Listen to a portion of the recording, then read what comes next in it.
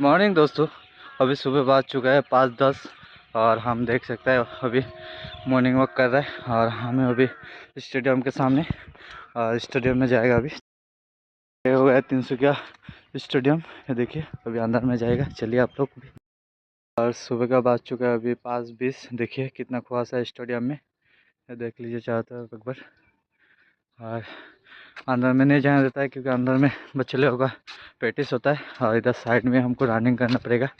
ये देखिए सब लोग रनिंग कर रहे हैं। चलिए हम भी रनिंग करते हैं। सुबह का हो गया 5:50 और देखिए सूरज धीरे धीरे उग रहा है।